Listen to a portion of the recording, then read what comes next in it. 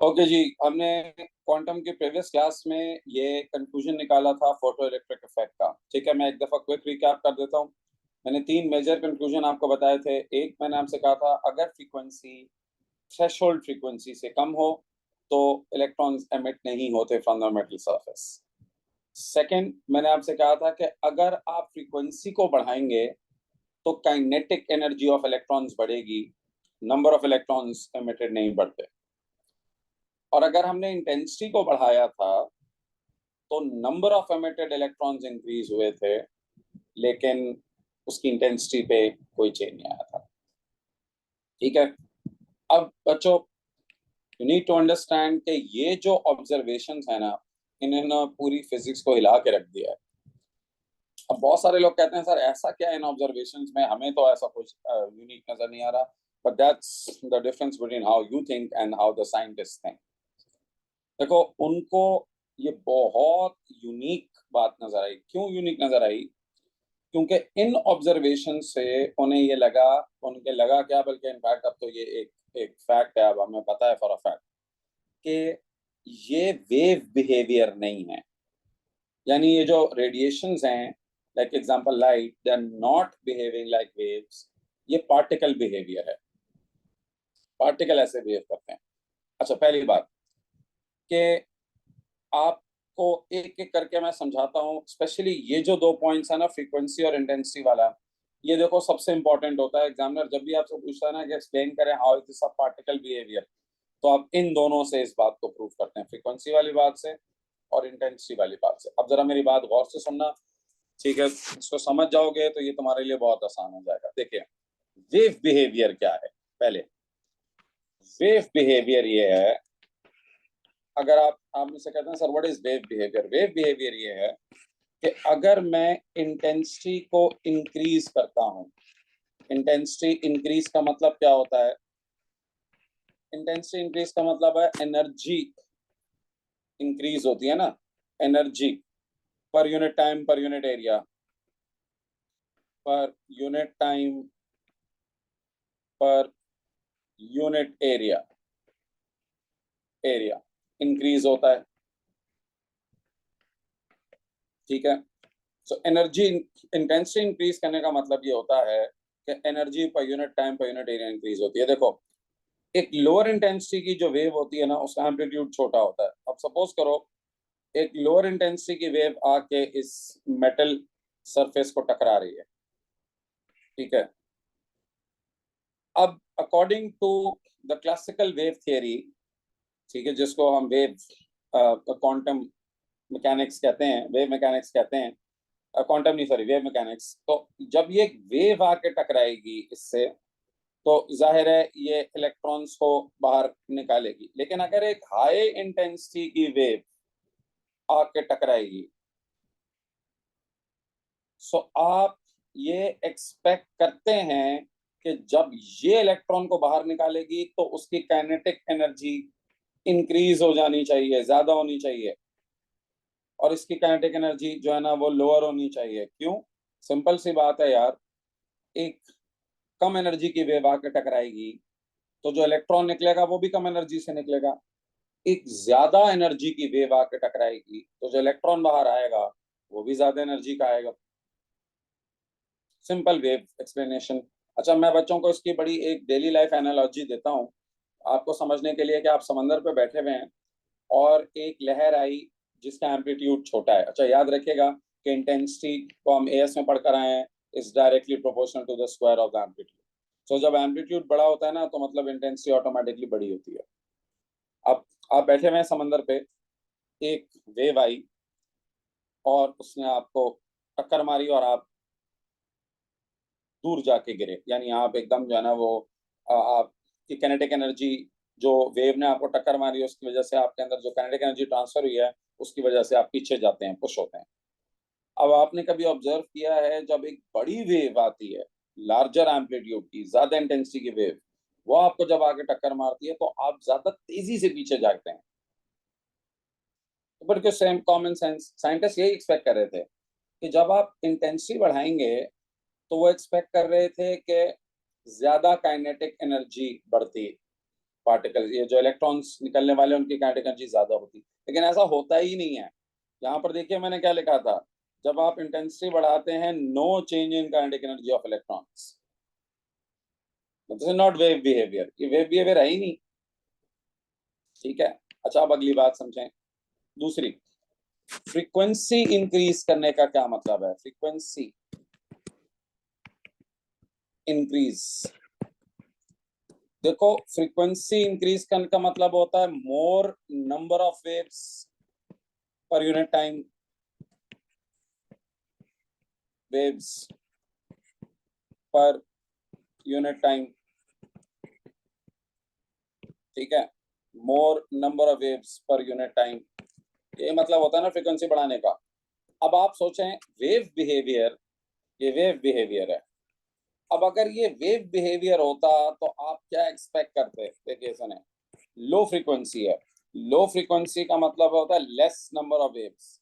सो अगर low frequency की radiation है तो समझो अभी एक वेव आ रही है, ये मेटल को टकराई, अच्छा किसने टकराया? इलेक्ट्रॉन को बाहर निकाला। और अगर हाई फ्रीक्वेंसी की वेव आती तो हाई फ्रीक्वेंसी का मतलब यही है ना, मोर नंबर ऑफ वेव्स। अच्छा मैं इसको सिर्फ तुम्हें दिखाने के लिए यूं कर रहा हूँ, यानी मैं इसको यूं बना रहा हूँ, एक वेव, दो वेव, ठीक है, तीन वेव।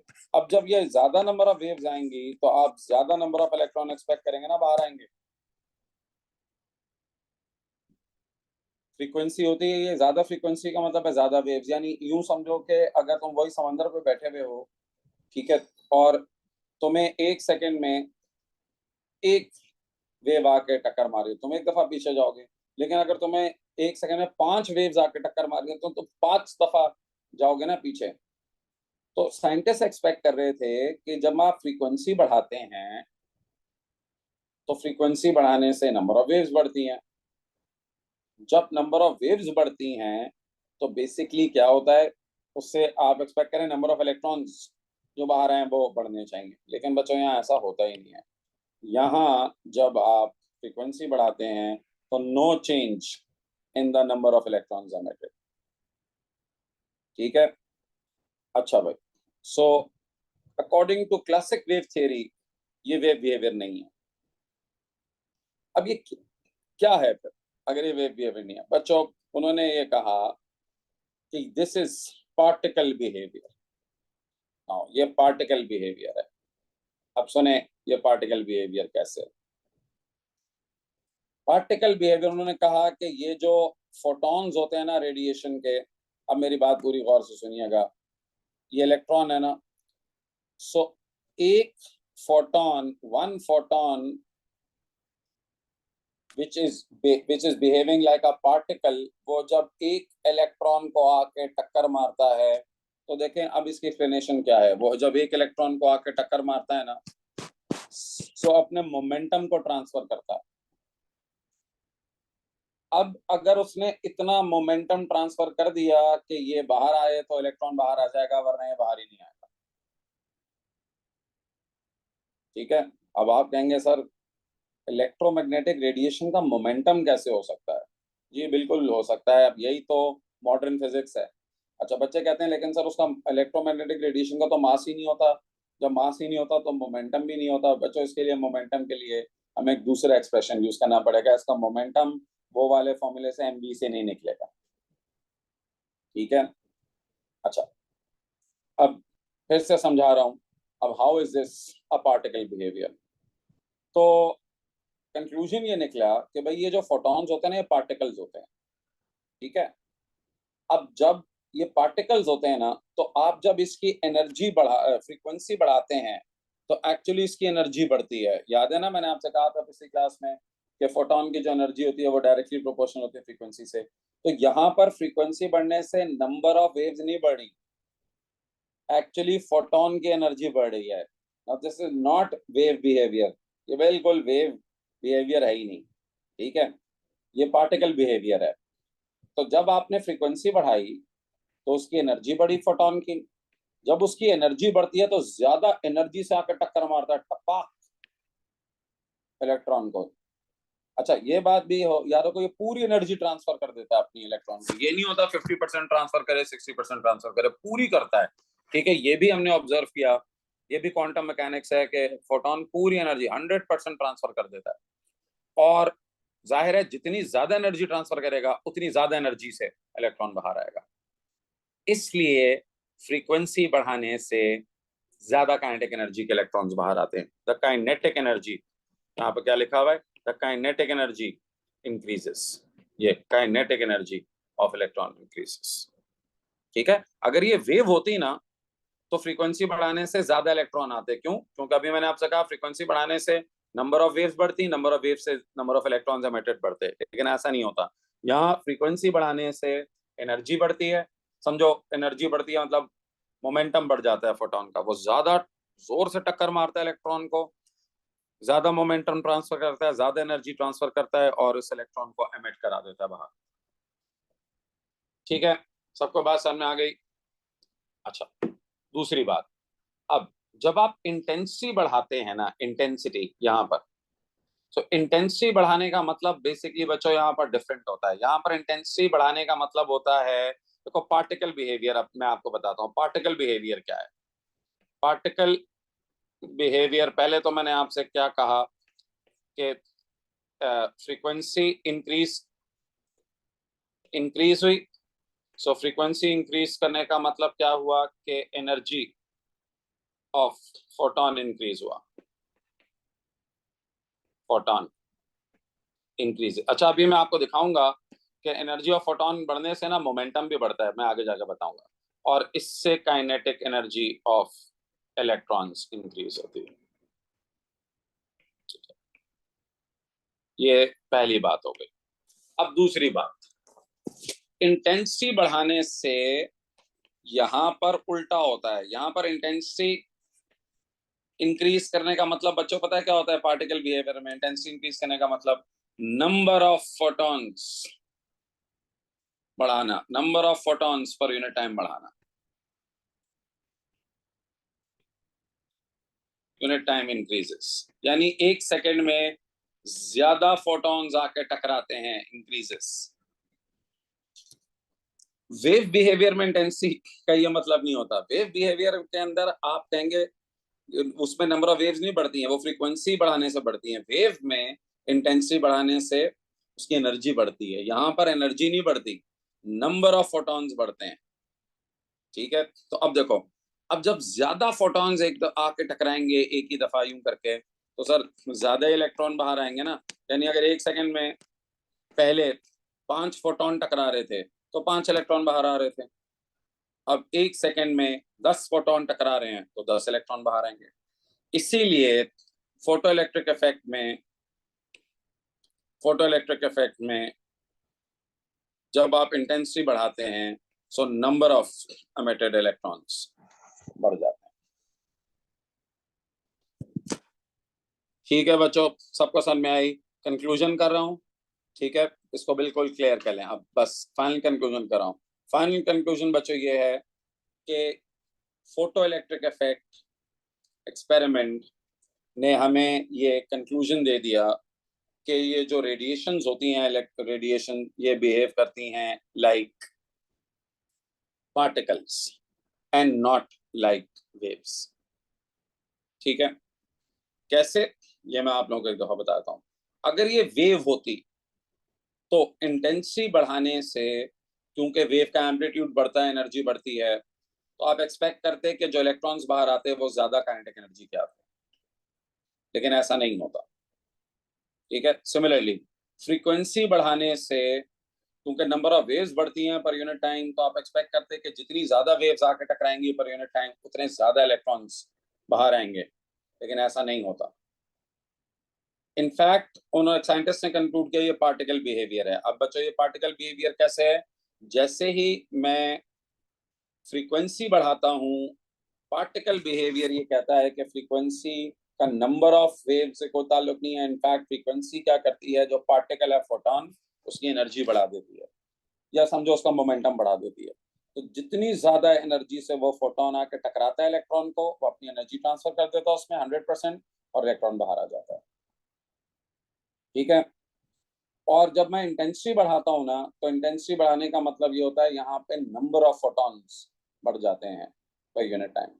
तो जब नंबर ऑफ फोटॉन्स बढ़ जाते हैं पर यूनिट टाइम, तो जो एमिटेड इलेक्ट्रॉन्स होते हैं वो भी ज्यादा हो जाते हैं पर यूनिट। बस ये इंपॉर्टेंट बात है, ये कंक्लूजन है। तो बच्चों देखो, अभी मैं तुम्हें इसका पास्ट पेपर का 2-3 सवाल दिखा रहा हूँ। देखें फॉर एग्जांपल, ये एक क्वेश्चन देखिए, इन्होंने यहाँ पे या क्वेश्चन नंबर 5 देखो, इसका आंसर कैसे करना है। जब भी इसका क्वेश्चन आएगा ना, उसने कहा है electromagnetic radiation is incident on a metal surface, it is observe that a minimum frequency of electromagnetic radiation below emission below which the emission of electron does not occur. This observation provides the evidence of the particulate nature. Particulate means particle nature of electromagnetic radiation. State two other observations associated with photoelectric emission that provides evidence for the particulate nature. तो एक तो उसने कहा कि कोई emission नहीं होती below F not. अच्छा ये भी बता देता हूँ, why there is a minimum frequency of radiation required। ये वाला जो मैंने आपको बताया था ना पहली ऑब्जर्वेशन, ये वाली, कि अगर फ्रीक्वेंसी एफ नॉट से कम हो तो नो एमिशन, ये भी समझा देता हूँ। देखो जब फ्रीक्वेंसी एफ नॉट से कम होती है ना, तो इस फोटोन के पास एनर्जी बहुत कम होती है। जो फोटोन आके टकराता है ना, उसके बाद एनर्जी बहुत कम होती है। इतनी कम होती है कि ये जो इलेक्ट्रॉन को बाहर आने के लिए एनर्जी चाहिए ना, वो भी नहीं मिल पाती। सपोज को इलेक्ट्रॉन को बाहर आने के लिए 10 जूल्स चाहिए, जिसको वर्क फंक्शन भी कहते हैं, और ये फोटोन दे रहा है उसको 8 जूल्स, तो वो बाहर नहीं आ पाता।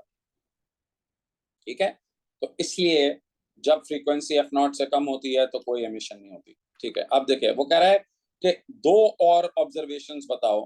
तो बच्चों हमेशा दो और कौन सी होंगी, अभी जो मैंने आपको दो लिखवाई हैं। Increasing frequency, increasing the maximum kinetic energy of electrons but not the number of electrons. Increasing intensity increases the number of electrons emitted but not the maximum kinetic energy. Okay, अच्छा जी आगे बढ़ें। देखो इसी तरह एक और क्वेश्चन आपके पास आया है यहाँ पे।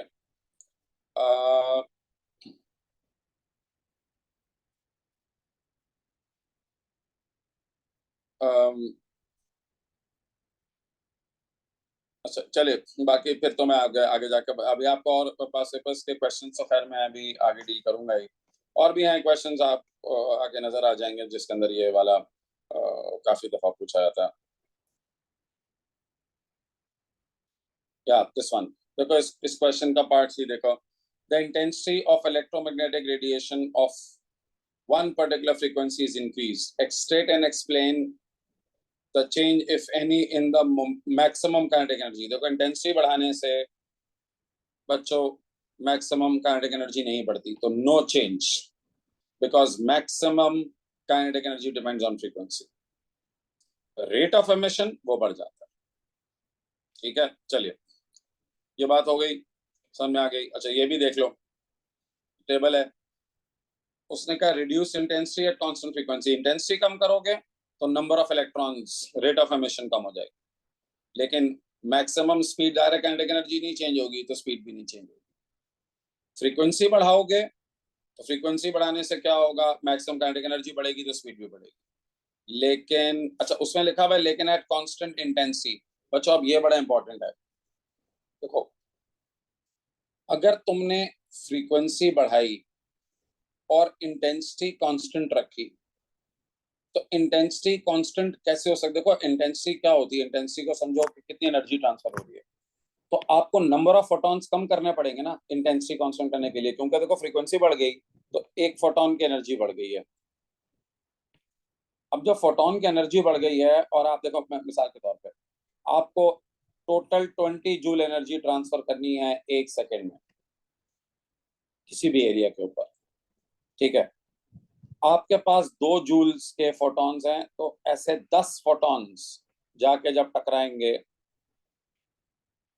तो आपकी जो इंटेंसिटी होगी वो 20 जूल्स पर सेकेंड पर मीटर स्क्वायर होगी। अब आपने कहा है कि भाई आपकी इंटेंसिटी वो 20 ही रहनी चाहिए, लेकिन फ्रीक्वेंसी बढ़ गई। फ्रीक्वेंसी बढ़ने का मतलब क्या होता है बच्चों? फ्रीक्वेंसी बढ़ने का मतलब ये होता है कि आपने उसकी फोटोन की एनर्जी बढ़ा दी। तो फोटोन की एनर्जी बढ़ के मिसाल के तौर पे 2 से 4 हो गई है। तो अब अगर मैं चाहता हूँ इंटेंसिटी वही रहे, 20 ही रहे, तो बेटा मुझे नंबर ऑफ फोटॉन्स कम करने पड़ेंगे ना।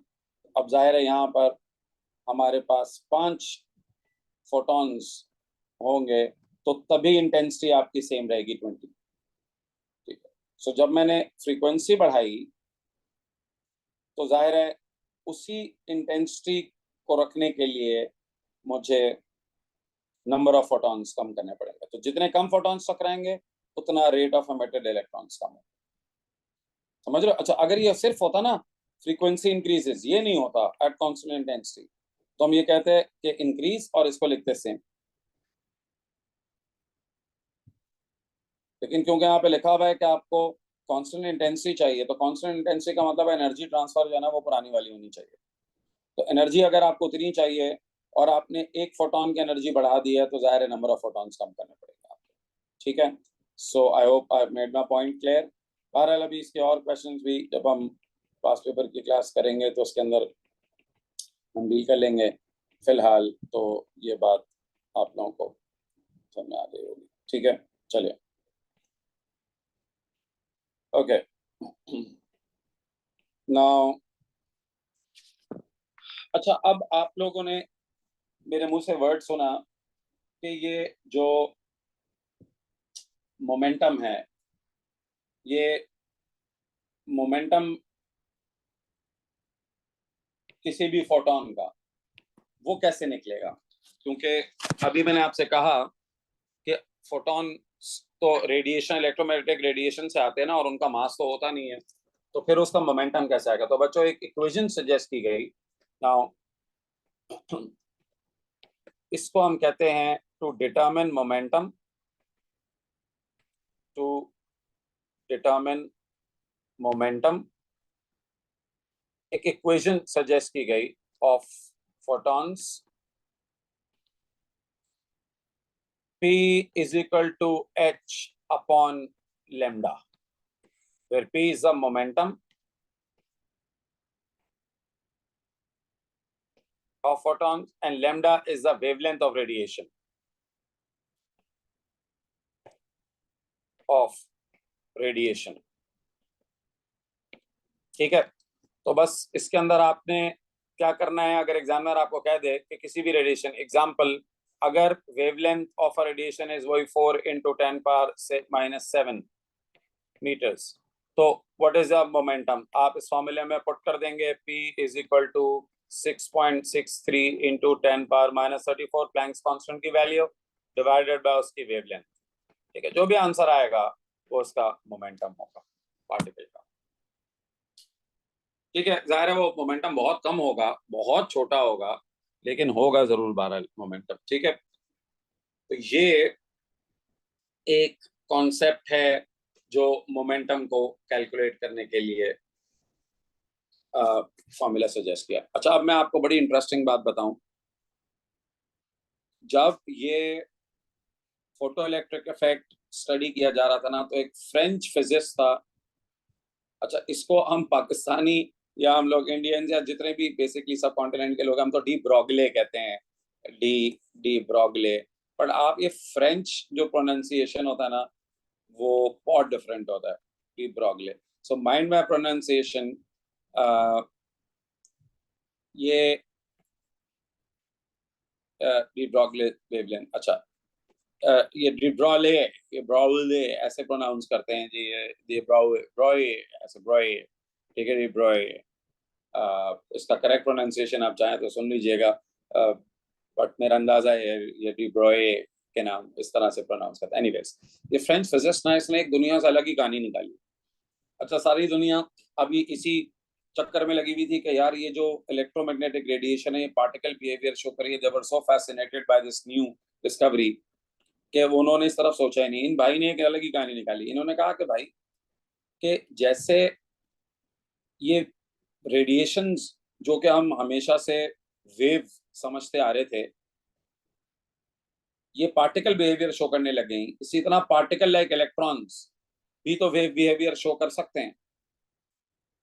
अच्छा, मजे की बात यह है कि उसने क्या किया, उसने कहा कि कोई भी पार्टिकल है ना, इलेक्ट्रॉन है फॉर एग्जांपल, वो अगर मोमेंटम p से ट्रैवल करेगा, तो उसने कहा वो भी एक पर्टिकुलर एक्सपेरिमेंट में, यानी अगर मैं उसका कुछ एक्सपेरिमेंट करूं तो वो वेव की तरह बिहेव कर सकता है। अभी लोगों ने कहा यार ये तुम नहीं ले आए हो उठा के, अभी पहले हम उस शॉक से बाहर नहीं आए हैं। तो इसने एक थ्योरी सजेस्ट की। इसने मजे की बात ये की, इसने कहा यही जो फॉर्मूला है ना, इसी फॉर्मूले को यूज को उल्ट यानी रीअरेंज कर दिया उसने। उसने कहा ये जो वेवलेंथ है ना पार्टिकल्स की, अब वेवलेंथ और पार्टिकल देखो सुनने में कितना अजीब लग रहा है, लेकिन उसने कहा ये पार्टिकल भी वेव की तरह बिहेव कर सकते हैं, और उनकी जो वेवलेंथ है उसने उसी फॉर्मूले को रीअरेंज कर दिया, और उसने कहा ये h/p कर दोगे तो वेवलेंथ निकल आएगी। अच्छा, आपको पता है डी ब्रॉगली, उसको नोबेल प्राइज मिला था इस अच्छा, इसने थ्योरी दी थी, उसने ये प्रूव नहीं किया था, उसने थ्योरी दे दी थी, ठीक है, और उसने उसको बाकायदा प्रैक्टिकली प्रूव नहीं किया। लेकिन बाद में डेविसन और गर्मर, ये जो साइंटिस्ट थे, इन्होंने क्या किया, इन्होंने इलेक्ट्रॉन, अब देखो पहली बात, कोई भी चीज वेव की तरह कैसे बिहेव करती है, इसका क्या मतलब है। देखो वेव बिहेवियर होता है diffraction, interference. Particle diffraction pattern नहीं बनाते। देखो अगर एक, वो याद है हमने एएस में पढ़ा था single slit experiment, double slit experiment, sorry single slit कह रहा हूं, डबल स्लिट। अगर ये इलेक्ट्रॉन्स है ना, ये अगर डबल स्लिट में से गुजरेंगे तो वो क्या करेंगे, स्क्रीन पे एक स्पॉट बना देंगे, यहाँ पर ये इसका एक स्पॉट आ जाएगा, ब्राइट स्पॉट, इसका ब्राइट स्पॉट आ जाएगा। तो अगर पार्टिकल्स को डबल स्लिट में से गुजारोगे तो they will not produce an interference pattern. But उन्होंने क्या किया, डेविसन और जर्मर ने, उन्होंने इलेक्ट्रॉन्स को एक डायफ्रैक्शन ग्रेटिंग में से गुजारा। उसकी डिटेल मैं आगे जाके थोड़ा और डिटेल में दूंगा।